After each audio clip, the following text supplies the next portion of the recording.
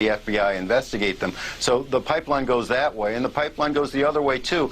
The FBI gives these 23,000 business people almost daily threat warnings that the public never gets, since in at least one occasion a government official, Governor Gray Davis of California, didn't get until he heard from his brother, who was in InfraGard, about threats to the bridges in California. Tell us more about InfraGard. Well, the FBI started it in 1996 in Cleveland, and it was working with businesses to, I think, try to break a case of cyber espionage or something. And then the FBI decided to start little organizations around the country. There are now 86 chapters of InfraGard, and the FBI and now Homeland Security are working with these local chapters, statewide chapters, and they have meetings. They have these secretive meetings around the country. And at some of these meetings, the FBI and the Homeland Security agents tell business people what their responsibilities are during times of an emergency or martial law. How did you learn about this story, Matt Rothschild?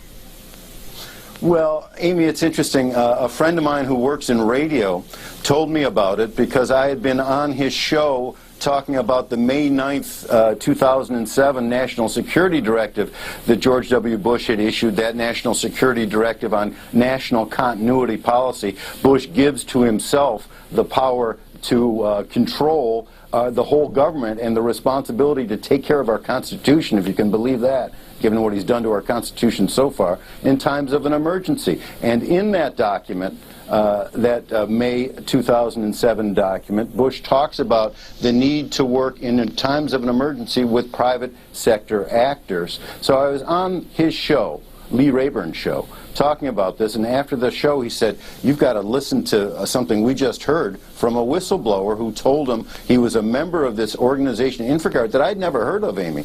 And it's been kind of hidden in plain sight there, because you can go find out about it at www.infragard.net. You need the WWs for some reason.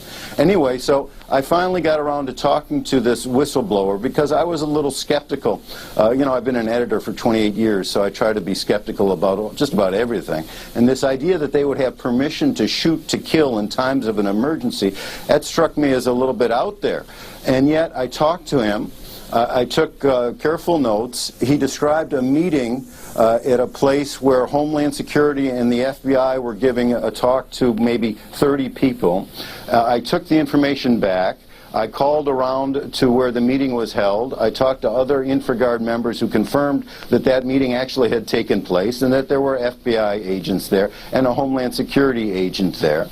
And so I was beginning to believe what this guy said, and I do believe what he said because he has no motive to actually tell me this. He was a member of InfraGard. He showed me his little InfraGard card with his email address on it and with the emergency numbers of Homeland Security and FBI on the back in case of emergencies. And so I tried to find other people and did manage to find other InfraGard members who would talk to me about this emergency preparedness exercises that the FBI and Homeland Security has been conducting with these 23,000 business people around the country. And one other member of InfraGard confirmed to me that she had actually been at meetings and participated in meetings where the discussion of lethal force came up as far as what business people are entitled to do in times of an emergency to protect their little aspect of the infrastructure. But just to clarify, Matt Rothschild, who exactly is empowered to shoot to kill if martial law were declared? The business leaders themselves?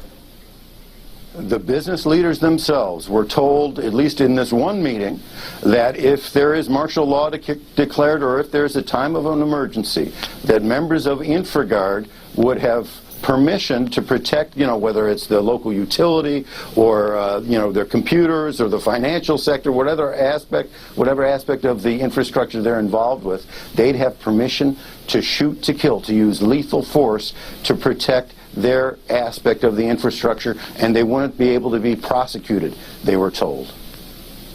I understand there's going to be a meeting of InfraGard here in New York on February 20th at Hunter College. I didn't know that. I know they're having meetings all around the country. Sometimes they have local meetings, sometimes they have statewide meetings. I know in Wisconsin there's a statewide meeting coming up, and I think also with Minnesota, members of InfraGard involved. I'm just looking at the website that says meetings and events. Join us February 20th, 2008, Botnets, Hunter College School of Social Work. I mean, everyone I talked to in InfraGard, including Phyllis Schneck, who is the chair of the National Members Alliance of InfraGard, who is really the prime mover behind the organization's growth. And this thing has grown dramatically, Amy, over the last several years. There were only 1,700 members after 9/11, and now there are 23,000 members. And the FBI director said, "You're our first line of defense." That's what he told these business people. You know, this is a secretive organization. They're not supposed to talk to the press. You need to get vetted by the FBI before you can join it. They get almost daily information that the public doesn't get, and then they have these extraordinary, really astonishing powers being vested in them by FBI and Homeland Security. Shoot-to-kill powers. I mean, this is scary stuff. Kurt Haugen, CEO of Escuro Group, how does he fit into this story? This is a business person in Wisconsin who I called up and who